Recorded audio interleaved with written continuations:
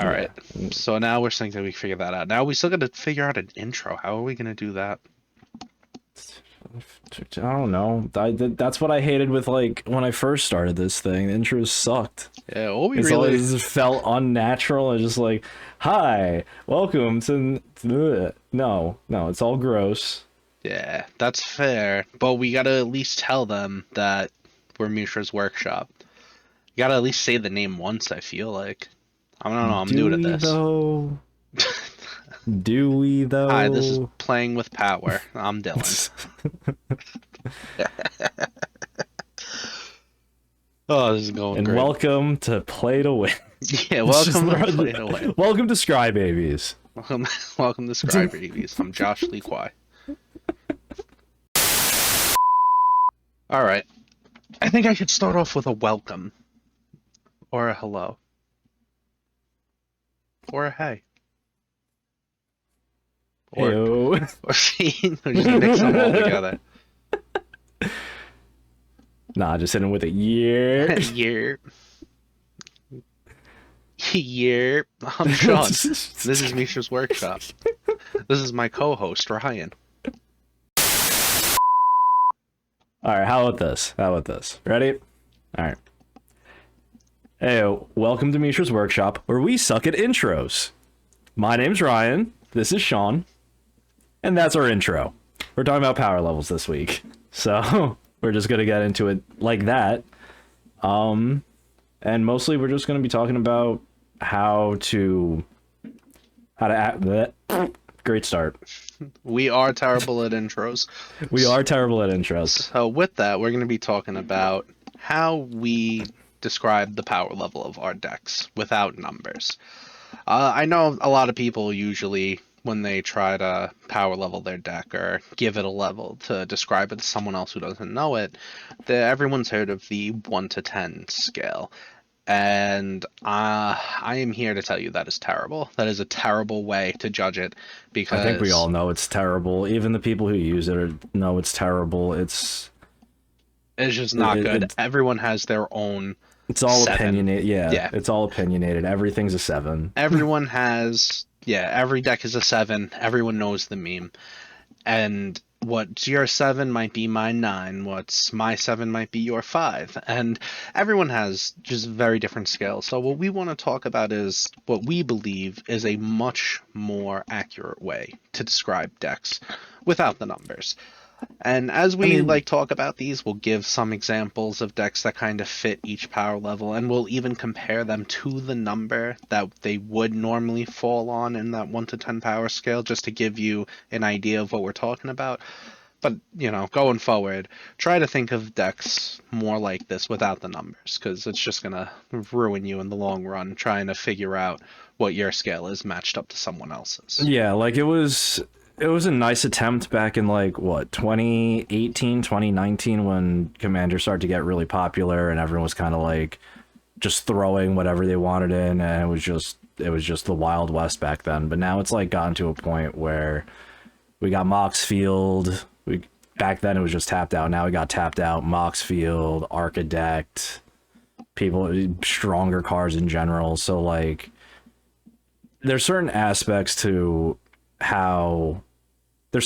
your deck that definitely dictates how strong it is, and those are how fast the deck goes, how consistent it is at doing the thing, even when it comes to the win cons, if it's a 2-card combo versus just I'm beating you down with big monsters or I'm beating you down with tiny tokens.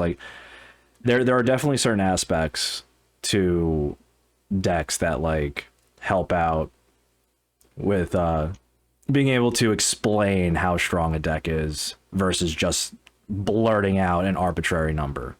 Yeah, and we're gonna try to explain all of these different power levels, and also can hopefully give you a better idea of what your decks are sitting at, so that in the future, when you're playing with new people and you're trying to figure things out, you can come to an ideal game where everyone's playing something pretty close to each other, and just a better, more fun game overall. So with that, we're gonna start off with the bottom level, which is just Bottom of the casual. barrel. Yeah, it's very bottom. It's casual. I mean, everything's just casual, but this is like borderline.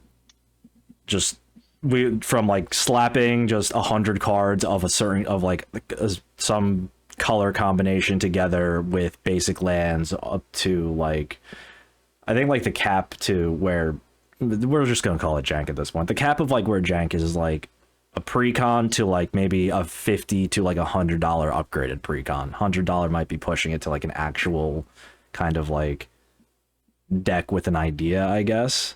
But yeah, it's this is where you find this is like actually the hardest part for us to kind of explain, because the decks usually have no real game plan, or they just have some ridiculous meme game plan. Like, what's the classic ones, like hat tribal, chair tribal? Yeah, this is where all the weird decks come in, where it's essentially from a precon, maybe a slightly upgraded precon going down, where it's that precon base level that's, not really the best deck, but it's something, to everything underneath it, where it's just a bunch of cards put together. Even like my partner, best friend, co-host Ryan was saying, Can't use partner on the internet like that. You're married, bro. Kelly's gonna kill you. Yeah, but it's everything underneath that too, where I feel like once you kind of start playing above like a pre-con level, once you start to get above everything kind of lower, anything lower than that, it's all essentially the same, and I'll get into that later. But yeah, once at a certain point, it's all the same, and it's all just, it's a 20-turn game, not ending anytime soon, just not the best for anybody in general. Yeah, this might be like the most opinionated we get to this point, but like I feel like you have to actively build a deck that is weaker than a precon. At least one step down, the deck is actively missing a key component to a viable deck. Like, it's either missing removal, or it's missing card draw, or it's missing ramp. It's like one of those like three key pieces to a deck. It's definitely like missing something that like brings it down to that level that makes it very friendly to play, very slow to play. You're not really playing the game at that point. The game's just something for you to do with your hands while you're hanging out with friends. That's really like where this is like at. Yeah, so as Ryan was saying, like some of the key parts to a deck, like card draw, removal, ramp, these are things that should be in all decks. If you're playing at this casual level, you're usually missing a majority, if not one of these entire categories. And it's like we were saying, it's just not good at all. And once you're at a certain, once you start playing at like higher levels, like anything kind of around a precon and under is all kind of the same to you. It's all casual. If you want to play one game for 4 hours, then be our guest. That's not exactly where we like to play. But once we get up to the next level, that's where we start to play more. So the next level is a focus deck. So a focus deck, this is where people start to kind of build their own decks. This is where your whole deck it's all basically following a game plan. So, this is where like your tribal decks start to come in, like your zombies, your dragons, your vampires, all the creatures are fitting a theme of, doing the same things. Like zombies, for example, you're usually doing graveyard stuff. All your zombies are fighting, you're sacrificing them, you're reanimating them. Everything kind of follows a theme. So no matter what you're drawing into in your deck or whatever, you are getting yourself into, it's all following one consistent game plan. So you're always actively moving towards your win con, whatever that is. Usually beats or something like that. You don't really see a whole lot of combo around here. Yeah, I mean, not a lot of combo. I mean, really. I built a combo deck that I think fits around here, but really, if you're playing combo, I think this is where combos could start showing up, but really, it's more of like a Rube Goldberg machine type of combo where it's like, I think combo's okay over here. I think at this point combos would probably start showing up a little bit, even if they're not infinite, like just infinite enough Hmm. where it's like I'm not going infinite, but I am dealing like 140 damage to all of you, so the game's still over. Like that type of stuff maybe will show up Yeah. around here. Yeah, and I mean, this is also where it's kind of like when you have a deck with enough synergy, like zombies, for example, there's enough, there's so many cards that are so similar that you can probably put an infinite combo in your zombie deck without even knowing it. Just, like the rooftop storm or any of the zombie drain effects, and then they're sacrificing themselves with carrion Mm. feeder or something. There's always a way when you least expect it to have a 4 or 5 card combo in a zombie deck if, it's all synergized and all zombie stuff. It just happens. That's kind of where this sets in. So focus, this is where I think a lot of like the more casual players kind of like to play. This is like this is I think where everyone who's more casual kind of sits at. And you have to kind of make a conscious effort to start to push past this. And this is where most casual players play, but then the people who feel the inkling to go up further, now they start to hit first. I would say they start to hit optimized after this. So after the focus section, which is kind of like a 6 on that out of 10 power scale, they go up You to the said no next spot. numbers. You said no Yeah, just numbers. as a reference for people to understand.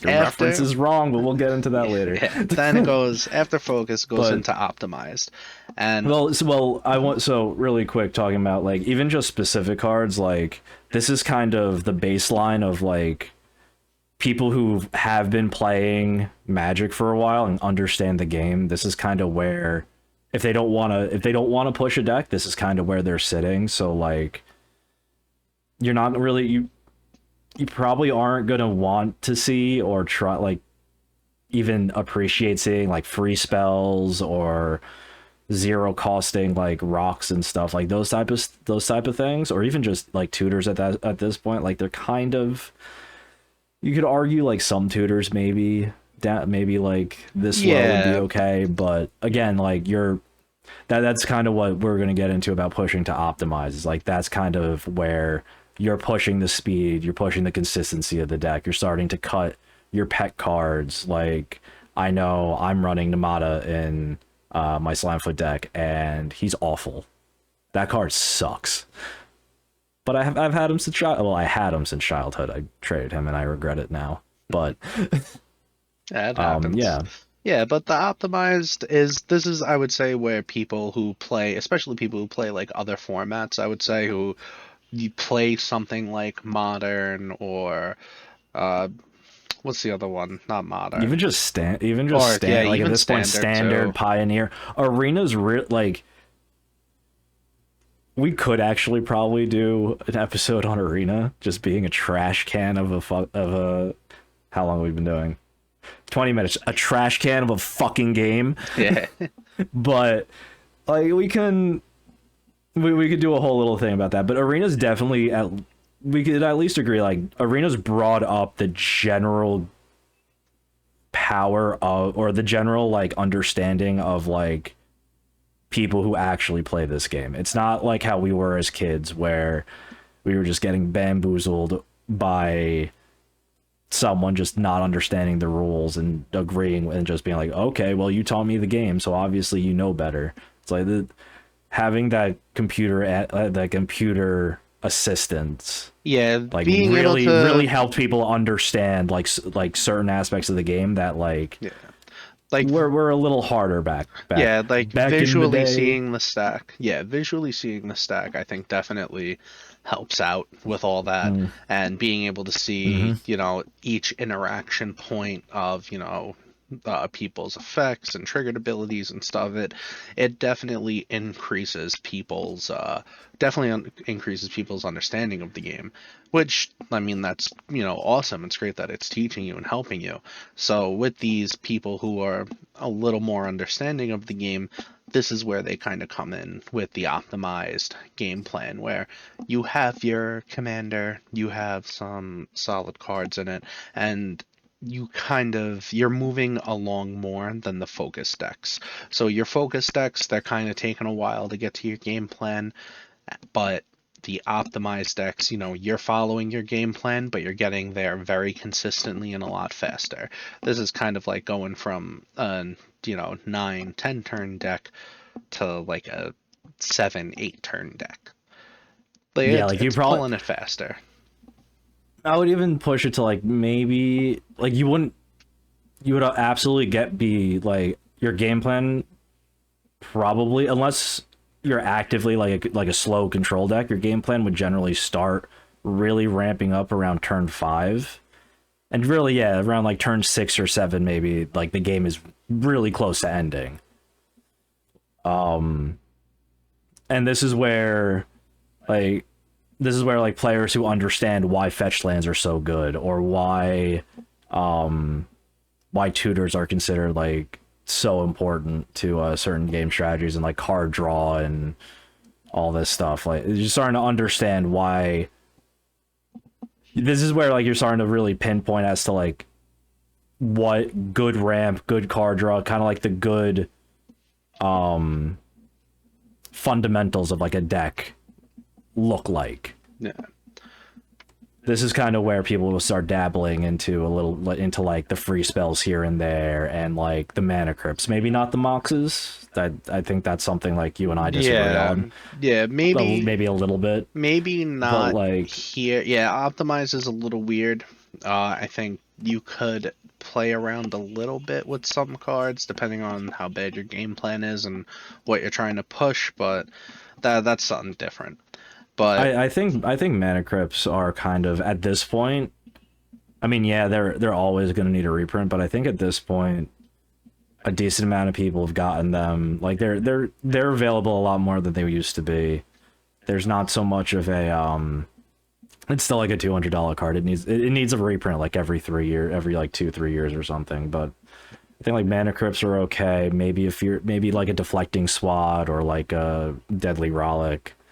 I think that's kind of like if you're doing tutors, I think this is a good place for that. yeah, but I could see it. I mean, tutors, but you're probably doing like the 4-drop tutors and like the beseech the Yeah, queens, like the weird yeah. tutors that aren't, Not the mirror, top. not mirror, queen. Queen. That No, I said yeah, I said that. no, no, no, Beseech no. the You queen. said it right. This is more of a Oh to yeah, make sure not I beseech get the card mirror. right. Yeah, there's definitely a beseech the queen type of situation here at this Yeah, level. But yeah, so I mean here it's you're starting to ramp up from focus. You're starting to switch cards out for slightly more efficient cards, lower mana costs, higher life power suit being levels. used more of a resource. Yeah, things are starting to change. But now that gets you to where we say is high power. So high power, this is where we think the game really ramps up. And this is where I think this is the last step right before like max power, which is Yep, basically cEDH. yep. This is where you're playing a deck that is using the best possible cards. You're using the most efficient cards possible. So this is where your Beseech the Queen turns into a demonic tutor or a vampiric tutor. This is where you're playing the best cards in slot, but there's something about the deck that's still kind of keeping it out of the cEDH realm. You're still winning with Greater Hoof or Finale Devastation, or you're still doing some janky combo, or your deck's most likely your deck is doing something that isn't that's like holding it back from really being Something that's not, cEDH. yeah, something that's not good Or it enough could to even let it be or it could even cEDH. just be it could even just be the commander itself. Yeah. Like So your what was game it? I plan and your know, commander is usually what's holding you back. yeah, like I know there was somebody just played Xyrus and I think it was playing with or play to win video. Someone just like played Xyrus and won, which I mean that's also something that can happen. Is like a high powered deck can play into a cEDH table and possibly win because it's still playing on that casual axis that like cEDH isn't really ready for. So Yeah. it can sneak out wins here and there, but you're definitely always kind of playing behind, even though you're playing. This is where the Moxes, the Mox Diamonds, the Crow Moxes start coming into play. Yeah. along with like So all the tutors that Sean was saying. yeah, so a good example of something that would be around here is something like Nekusar. Nekusar, for those who don't know, whenever an opponent draws a card, they lose a life. Lets everyone draw two cards during their upkeep. That's basically it. It's in Grixis. It's in a great color combination, and when you push the deck kind of as far as it can be pushed, it's in strong colors, but the main thing you're trying to do is have all your opponents draw cards. In cEDH, that is the last thing that you want anyone to do ever. So no matter how good the color combination of Nekusar gets, and no matter what great cards are printed in there, there's almost always going to be a better commander in that slot because Nekusar is trying to get you to draw cards, and again, that just messes you up because you're giving Yeah, them more resources. Once we talk about cEDH, it'll make a little bit more sense why you don't want people drawing cards. But this is where in this instance your commander, well, also your game plan is holding the deck back. So even with Mox Diamond, even with like Mana Crypt and Mana Vault and all the fast mana, all the the Wheel of Fortune, the Time Twister, all the super expensive reserve list cards, as fast as you can make this deck go, at the end of the day, I'm still making everyone draw cards. And if they don't have an answer in that first set of seven, they're most definitely going to have something in that next set of seven. And I'm rolling that dice with three other people each time I wheel. And in cEDH, it's never going to work. In casual and in other, high powered decks, it's viable and can be fun, but not in cEDH. I might be I able wouldn't to. really, I wouldn't really say never. I think if you throw in, like, you could probably push Nekusar just as hard as Xyrus and build a cEDH deck with it. It won't be the best cEDH deck. Again, it'll be just like, you'll be a step higher than if you just kept it as like, instead of just putting in stuff like Underworld Breach or Thassa's Oracle and Brain Freeze and stuff like that. If you just kept it as Nekusar wins with damage, you'll be more on a back foot than if you put in the Underworld Breach and the stuff like that. But I think there's definitely a fringe spot for certain commanders like that where you can build them all the way up to like a max power deck, or you could even just bring it down to, I'm gonna play there's like, they added some wheels. What is there's like a wheel on a land now. There's a couple weird stuff, but I think it's really just the value of what the commander can give you that's really like kind of pushing it. Yeah, but like also another thing with this, like I was saying with the commander, the game plan, it's yeah, there's always, a shot if you draw the best possible hand in your deck, but realistically that's not going to happen all the time Yeah. or that Yeah, often. like So yeah, you have like a shot. you're playing Jeweled Lotus and you're playing all the fast mana. So if it's a commander centric deck like Nekusar, you could just shit out an Nekusar on turn 1 and then wheel someone on turn 2 and blow what is that? 1 damage per card, Yeah. right? hmm Yeah, so you're hitting everyone for 7 right off the bat. Yeah. Where there's a will, there's a way. And But then you're probably gonna be able to keep going yeah. with how it's built at that point. Yeah. So I think here at high power, this is where I think a lot of people stop. Because a lot of people, they kind of see this as the end of their road, and they kind of, a lot of people will think that this is where like their deck might even be cEDH viable, and they think that this is the strongest deck, and that they beat all their friends with it and they can't really go higher. And that's basically where cEDH comes in, and a lot of people don't understand the difference between cEDH and everything else we just mentioned. And this is where things like the speed, consistency, your game plan, your win con, this is where your commander and your game plan and all those other categories are maxed out. And this is just a whole nother game essentially. And so this is where we're coming in, kind of doing the very best we can, but it's also as strong as possible, best in the game type of stuff.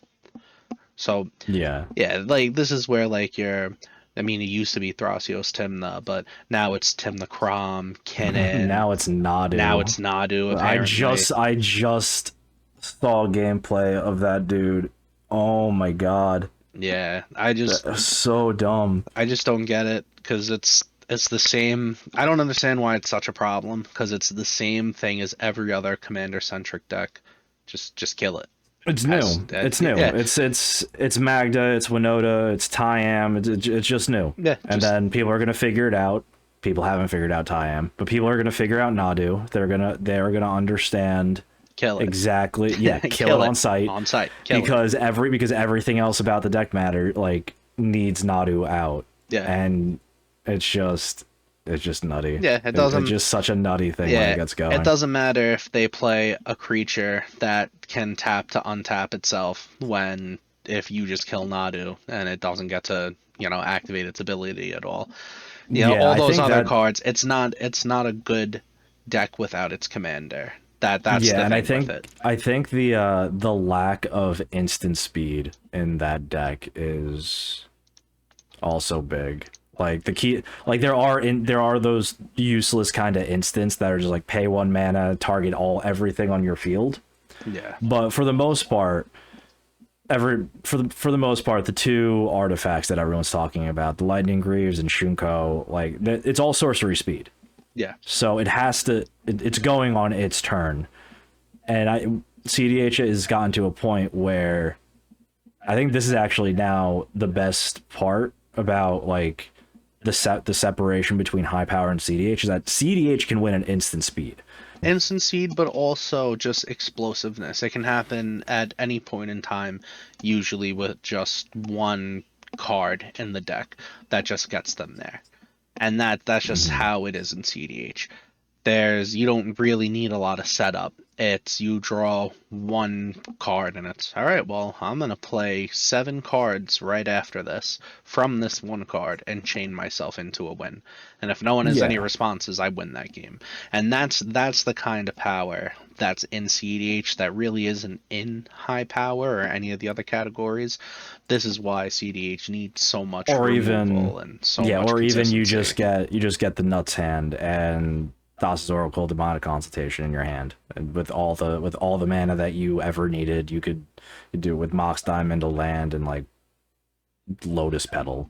Yeah. Just because I couldn't think of something else. There's so many other options though. Yeah. Like it you could win on turn 0, you could win at instant speed. There's so many different ways. Like you can Yeah. So how decks go fast. Yeah. But the speed of like a CDH deck isn't just the only thing. Like now, especially today, meta wise, we're in a mid range meta. Decks aren't trying to win on turn 1 and 2. They can if they wanted to, or if they thought that they had the opening, but really the games are being pushed to like turn 4, I think is where everyone kind of starts closing things out. They have like the board state, they have the protection in their hand that they need. And really what it is like that's really what it is. Like there's CDH decks are kind of solved in a way that like high power decks aren't. So there's a lot of net decking that goes on in CEDH where there are primers, there's a consensus of like these are the best in slot cards, and then you have maybe 5 to 10 card slots that are just you could play any of these like 30. So really you're like looking at maybe a 120 card deck and you're just cutting it down to whatever 100 you want, but those cards are already picked out for you by people who know the deck, how the deck wants to run, and knows the game so much better than we do.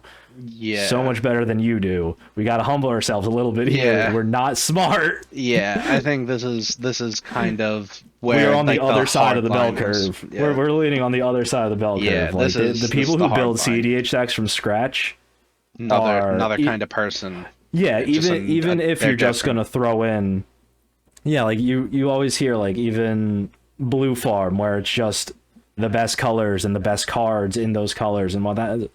even that, it's like, well, what are the best cards in those colors? If you just go in blind, try to do it yourself, you're gonna miss some things. You're always gonna miss some things. Yeah. These people are in fact built different.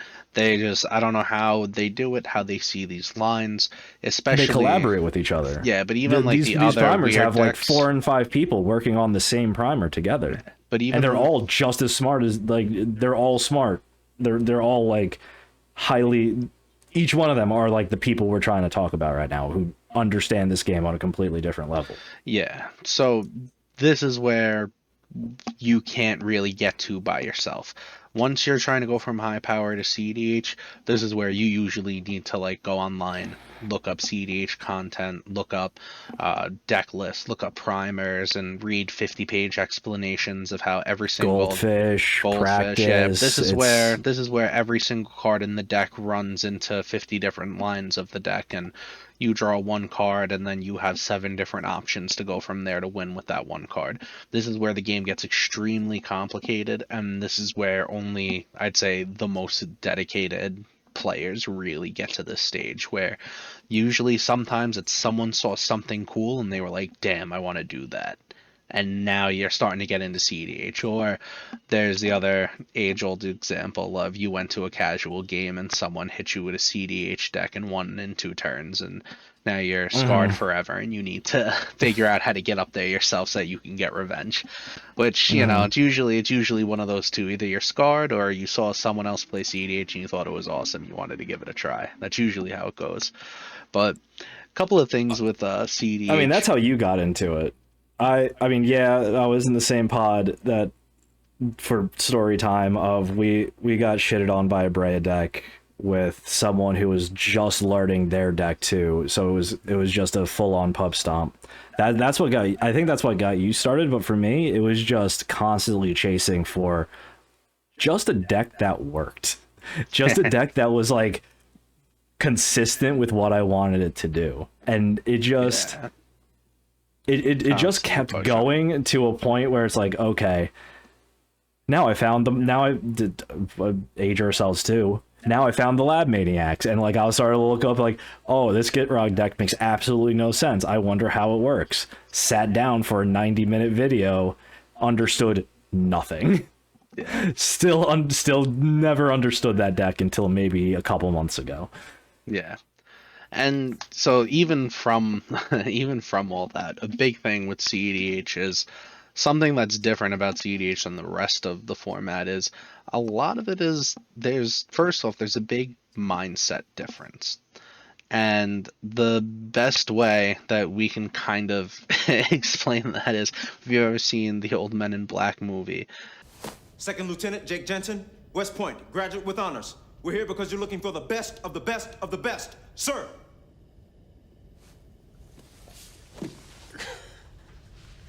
That's kind of the way it goes. This is when you play cEDH, it's very much you're trying to make actively the best play at every point in the game. There's no more of this trying to, you know, you have a grudge against someone or someone killed your thing, so now you got to kill their thing. That's never what you're going for. Someone counters your thing for whatever reason, it's all right, keep it moving. Your deck is usually very layered upon itself, where just one thing getting countered, you can keep going for some kind of win or keep progressing your board one way or another. Whereas when, you know, that happens to you, you're not necessarily looking to get back at them. You're waiting for the next big threat. Usually it's when someone's going to win. That's usually the big threats that really get interacted with. A lot of times you can get away with some setup cards and some ramp, but it's mainly, a lot of times it's, you know, you notice someone's line and they play something to go into a win, and that's when you try to stop them. That's when everyone sees like the big stacks where it's a 5-card counter spell battle and then creature abilities going on and then, you know, things getting bounced, and that's where all the cool stack stuff happens. Yeah, and it's not even, and that's what I think is like the big step up from going from like casual high power to cEDH to max power cEDH is like, it's not just the the fastest, the most consistent, the strongest like win cons. It's also the like the best moves that you can make. So like with the knowledge that you have, like you always have, you're always trying to do the most optimal play that will get you closer to a win. Sometimes that's having to stop someone who's ahead of you, but most of the time that's really just you developing your own board.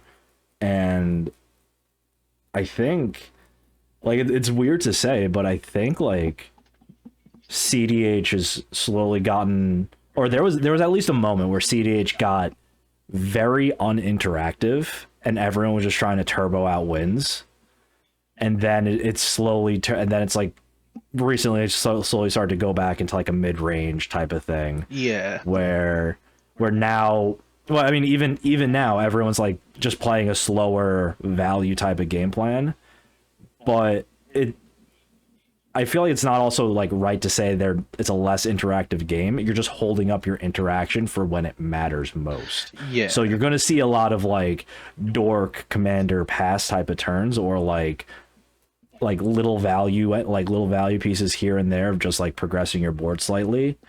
And then once something hits the board and everyone starts going nuts, where like the guy who played, or whoever, the person who played it, just starts like trying to protect their board, or then this one dude is trying to stop the dude from protecting his board, and this one guy says screw it and just silences everyone, and all that interaction that everyone was holding up just explodes into one giant stack. I think that's really what a big like difference is between like high powered at like in high powered, you're probably like trying to actively slow people down versus trying to speed yourself up in some strategies. Yeah. So yeah, and And definitely stacks is not in a good place even in cEDH. So that whole slowing people down, it doesn't work. not right now. anymore. Yeah, right now. So that was the thing for a little bit. People where there's a lot of turbo decks. Turbo was doing real well. Then stacks started to come back into it. So things like Winota was really big when it came out, and people didn't know how to deal with it because it just stopped all the like turbo decks, because you can't really turbo out and play 7 cards a turn with a rule of law in effect, where you're only able to play 1 card a turn, stuff like that. Then the meta started to adjust. People went away from turbo, started going into more mid-range, where yeah, they can play 1 card per turn because they're just going to play a dork or a little bit of ramp and kind of progress their game plan anyway, so that they can win through those stacks. Now a big thing is winning through stacks, and if there's like a stacks piece that stops your deck being able to get around it somehow. So stacks was in a good spot for a while, and then people found a way around it again. So now it kind of went back around to mid-range. So, we'll see. I think Turbo is starting to make a comeback, but that's all, that's a whole nother thing. But I still don't fully understand how Nadu plays, whether it's a turbo deck or a mid-range deck. It seems like it's kind both. of a mid-range deck, but both. it's a fast mid-range deck. Yeah, that's kind of what it is right now. So that's another like big difference, and I guess I mean, this isn't in our notes, but like I feel like this has just naturally come up as like why so many people think that cEDH should be its own format, is that there's unknown meta in cEDH. There is no meta in Commander at all, but in cEDH there's a known meta. There is actively like Blue Farm still is actively like the one with the most top results, and there's like known boogeymen, known cards that you have to keep an eye out for, like Graveyard Hate is huge because of Underworld Breach and stuff like that. So there's an active known meta to cEDH that isn't in Commander. Commander and like casual Commander, even at high powered, is still, you have no idea what you're going to run into. Yeah, and that's differences with all the power levels and what you might run into, and there's definitely more variety outside of cEDH. There's thousands of commanders with thousands of game plans, and you can really see and experience a lot of different cool things in Commander, which is what pulls people in. It's just when you play it for a little bit and then you kind of want to push yourself or push your deck or push a strategy, that's when you start to go higher and higher up the scale. So for the most part, that's essentially all the power levels, but now that you understand the power levels, we want to mention something about how you can kind of figure out where your deck is and where other decks are. So we kind of gave you the base of where your deck can be and how to describe your deck to other people. But now we're going to get into kind of like a rule zero conversation with people so that you can see or speak to other people and see where their decks are. All right, so a good rule zero. So something with the rule zero thing, everyone, when you play with different people or you go to a game store and you're meeting someone new and you kind of want to, everyone, you got to have that awkward conversation of, hey, what are you playing? What are you doing? How strong is your deck? What's going on with this? This is usually the most difficult part of figuring out what to play and figuring out if you're going to have a good time or not. This little conversation and how it goes will determine your next couple of hours. So you definitely want to get good at it, because if you're not good at it, you're just going to waste your time and no one's going to have fun. So we want to try to avoid that. So I think really it's like a patience thing. Like everyone's sitting down, you want to play you just want to play, and you have to first have like a 5-10 minute conversation with everyone to make sure you're all on the same page. I think that's really the hard part with it. But as long as you stick with like we kept bringing it up over and over again about how fast the deck is, how consistent the deck can be, kind of what the deck's trying to do. If it's just trying to like fog everybody or whatever, or if it's a group hug deck or something, and like how the deck tries to win, or back to the group hug like example, if it's trying to win. yeah. That's essentially like what you're gonna be asking everyone is like how fast the deck is. If it's running fast mana like mana crypts or like zero costing rocks, what their land base is like. Do they run a lot of tap lands, a lot of basic lands? Could even probably ask them for fetches, but I don't think that's necessary. What else makes a deck fast? I'm trying Tutors, consistency. Yeah, like if you're running tutors, I know my Slimefoot deck, one way of like actually bringing it down, it's a combo deck with 0 tutors. It's just stacked and layered into some amalgamation of I'll get there eventually, but it has like certain key pieces that I need that I can't really have, that are like one-ofs. So it's very inconsistent. That's kind of like what makes it, how I feel like makes it okay to play at a more focused instead of like a higher focus or like a lower optimized type of place. So couple other things you should probably look out for or ask about. Does a deck play any free spells? They're like, you got things like Force of Will, Force of Negation, any of the free counters? Force of Vigor, I mean all the forces obviously, but other free spells that are, just giving you more advantage. What kind of win con is the deck playing? Or is this a Thoracle deck? You got Thassa's Oracle in there to just exile, you got the 2-card combo win? How fast are you trying to go? Are you trying to win by turn 5? You trying to win by turn 3? You trying to win by turn 10? These are all things that you can ask to try to figure out how strong a person's deck is. So a lot of times, like how we started this video with when asking people, everyone has a different idea of what a 7 is. But when you ask these very specific questions, it gives you a much clearer idea of what power level they're operating on. So if someone's playing, tutors, and they're like, oh yeah, I got tutors, and you're like, which one? Like, oh, well, I got demonic, and I got vampiric, things like that. Imperial seal. It's like, okay. And how are you winning? Oh, I'm usually trying to go for Thassa's Oracle and like demonic consultation. It's like, all right, well, you should understand that that's probably a high-powered deck, and that's about where you need to be playing then. That might be their 7, but that's, for us, that's right underneath cEDH. That's kind of where you want to be. Yeah, instead of just asking them to rate their deck to you and having them like tell you what they think their deck is, by like asking them these questions about like the again speed, consistency, how the deck plays, how it wins, and stuff like that. You're having them give you the information for you to assess the deck yourself and put it onto your own personal scale. Yeah, think of it like this.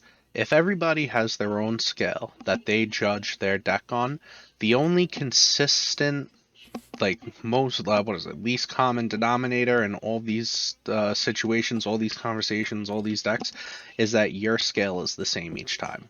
So if you ask questions and you can kind of put their deck on your own scale, then it gives you a much easier time finding the right deck to go up against that deck. Gives you a much better way to find the right matchup. I feel like But that's kind of the best way I can explain it. Bring their deck to your scale so that you know what'll work and what'll be a fair game. but Sean, what if they don't know how their deck works? That sounds like a them problem. This is where you get the decks that, or you get the people who are, so for example, just playing in, LGSs and stuff. We had a guy who was like, well, I'm playing Zedrew. And he kept saying that to his friend. He's like, yeah, well, this game I'm going to play Zedrew. And his friend was like, ooh, okay. And myself and Ryan had no idea what that meant. Neither should any of you who's listening to this, because the only people who apparently know what that means are that guy and his friend. So then when the game started, the guy dropped 2 illegal Moxes. And there's like Mox Sapphire and like I think the red one. And he just started like playing stuff and I was like, what? And his friend was making fun of him and he was like, you had the Moxes in this deck? And he's like, yeah, well, it's Zedrew. It's Zedrew. Does not give us any information whatsoever on what's happening in this deck. And now granted he played Moxes and then proceeded to do, close to nothing for the rest of the game. It's just a very confusing game, and it threw myself and Ryan off for the rest of the day with them. After we played that first game and had an idea of their power level, we were able to adjust and come down to the more, focused level where they were at. But that was just a weird, very beginning. And honestly, in those situations, there's not much you could do. Chances are there's really one of 2 choices. When they start giving you stupid answers, you can either play your worst deck and just see how the matchup goes. If it's close, then you know where you need to play, or if they just abuse you, you need to step it up. Or you can go higher powered and then you can abuse them and then figure out where they are and bring yourself down. I only recommend doing that to your friends and people that you play with often. So in your own play group, if someone gives you a stupid answer, I thoroughly believe you should higher power them and just abuse them and make them feel stupid, because you're better than that. You know who you But are. if it's someone who you don't know personally, then just go to the lowest. I mean, not even go for the lowest. Like, you can even just ask them, like, maybe tell them, like, take an extra 15 minutes, figure it out yourself, like, have them figure it out, or ask them if they're okay with you taking a look at the deck and, like, just skimming through it, and you'll have in your head certain red flag cards for, like, certain power levels. Like, if someone sees, like, a mana crypt, it's not, you know it's probably too fast to be considered focused. If someone drops a Mox Sapphire, you might want to question them about how well they know the game a little bit. Yeah. But, like, if it's like a Mox Diamond or like a Mox Opal, like all those fast stuff, a Force of Wills, like, you kind of know what, if you see the certain cards like that, you'll know what to expect. But if and even if you're just skimming through and you see like temples or Temple of the False God, like, if you see that, you kind of know, like, take it down a little bit, or like even just more tap lands. I know I certainly like the cycle lands for my more focused decks of, like, the Baron Moors, where you could just cycle them away and draw a card too, but they come in tapped. So, like, they're slow lands, and they're also kind of like okay draw. They're not really draw, they're just recite. They're what's the word? Card selection more than card advantage. I got there. But, like, it's annoying. It's annoying, but like you kind of gotta take the time if you're really trying to get like a really good even game of Magic in. Like you gotta take the time out and kind of like curate it yourself essentially, and have every kind of, if no one's gonna actively put the like try to help get on the same page, you kind of got to do it yourself, which is, I mean, it's annoying. I get it. Like this is gonna rule zero, like a good rule zero conversation is gonna be like 10 minutes on top of, if two people have a good rule zero conversation, that's 10 minutes gone, and then the third guy's like, I don't know, I brought my kitchen table deck from home, and and like he has no idea how strong it is or whatever. Then you have to take another 15 minutes to kind of like go through it and like maybe talk to him about it. Yeah, no, in no world am I sitting. You just explained a 25-minute process. Setups. Yeah, it's 30 minutes of setup. Yeah. I get it. It's like, I'm not doing that. I'm gonna go play somewhere else. That's another thing. Exactly. You can say no. You can say no. If you just can't figure it out, play with someone else there. Just play with someone else. I'm not sitting for half an hour to figure out how we can play. I think I would rather just play a bad game and get it over with, and then learn. Yeah, from there you either just do like 15 minutes of not playing at all. Absolutely yeah, you either not. just take the L and just be like, okay, we're just gonna have a bad game and kind of like play, just do your own thing, or just say cool, no thanks, and see if you can find another table. All I could really say, if you do that, just be as polite as possible, I guess. Like obviously there's probably going to be some like hurt feelings or something, like people can be sensitive to that, and like nobody wants to play with this deck or whatever, or it might just give them like a little ego boost, because you always also hear those things like, my deck is so strong nobody wants to play with me, and like, no, it's really just you just don't play with the right table type of thing. Like there's all, you don't know how they're going to react, but that's also not your, what is it? That's also not your responsibility. Like their reaction to how you don't want to play with, or even just ask them to switch the deck. Just ask them for to play another deck or something, or offer to give them another deck of yours. Or there's so many different options if like the rule zero conversation falls through. Yeah, this is why everyone should just play competitive, because then there are no hurt feelings. Everyone tries your best, and if your deck's not good enough, your deck's just not good enough. That has nothing to do with the people. Just play competitive, everyone. Just That's be what we're better. trying to say. Just be better. And with that, we're gonna finish this. Just be better. Now you understand what we're all about. Just be better. Thank you so much for listening to our first episode. We have to do some kind of outro. Bye. Bye.